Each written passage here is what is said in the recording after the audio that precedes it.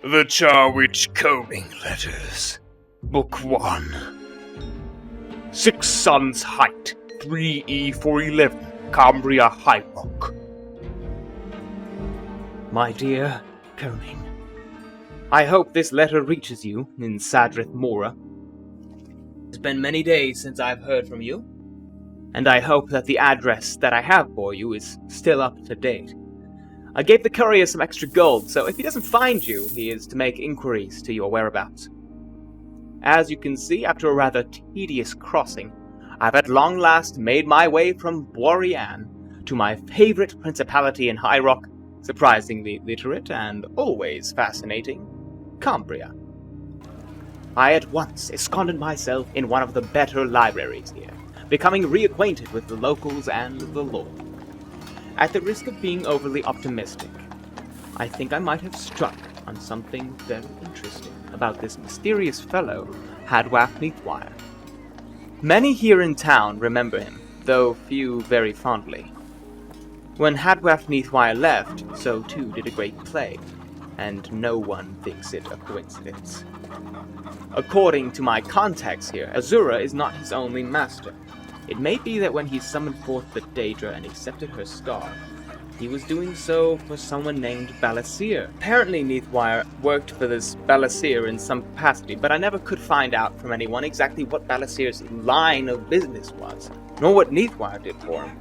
Xanathar, the god of work and commerce, is the most revered deity in Cambria, which served that is to say, our purposes well, as the people are naturally receptive to bribery.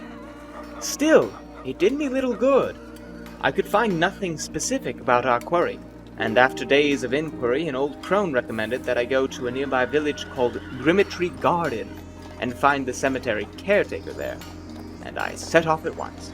I know you are impatient when it comes to details and have little taste for Breton architecture, but if you ever find yourself in mid-High Rock, you owe it to yourself to visit this quaint village.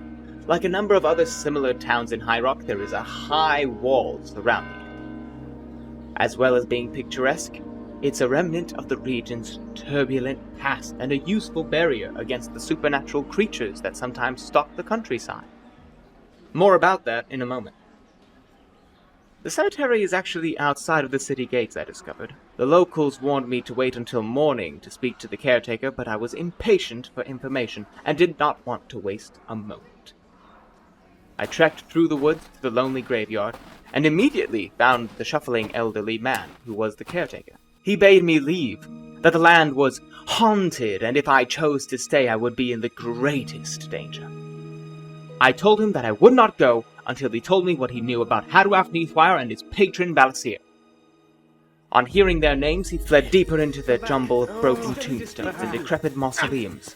I naturally pursued. I saw him scramble down into an enormous crypt and gave chase. There was no light within, but I had planned enough to bring with me a torch. The minute I lit it, I heard a long, savage howl pierce the silence, and I knew that the caretaker had left quickly not merely because he feared speaking of Neathwire and Balasir. Before I saw the creature, I heard its heavy breath and the clack of its clawed feet on the stone, moving closer to me. The werewolf emerged from the gloom, brown and black, with slavering jaws, looking at me with the eyes of the cemetery caretaker, now given only to animal hunger. I instantly had 3 different instinctive reactions. The first was, of course, flight. The second was fight, but if I fled, I might never find the caretaker again and learn what he knew. If I fought, I might injure or even kill the creature and be even worse off. So I elected to go with my third option, to hold my ground and keep the creature within its tomb until the night became morning and the caretaker resumed his humanity. I've sparred often enough unarmored, but surely never with so much at stake, and never with so savage an opponent. My mind was always on danger not only of injury, but the dread disease of lycanthropy. Every rake of its claw I pecked, every snap of its foaming jaws I ducked. I sidestepped when it tried to rush me, but closed the distance to keep it from escaping into the night. For hours we fought, I always defensive. It always trying to free itself or slay me, or both. I have no doubt that a werewolf has greater energy reserve than a man. But it is a beast and does not know how to save and temper its movements. As the dawn rose, we were both nearly unconscious from fatigue. But I received my reward. The creature became a man once again. He was quite considerably friendlier than he had been before.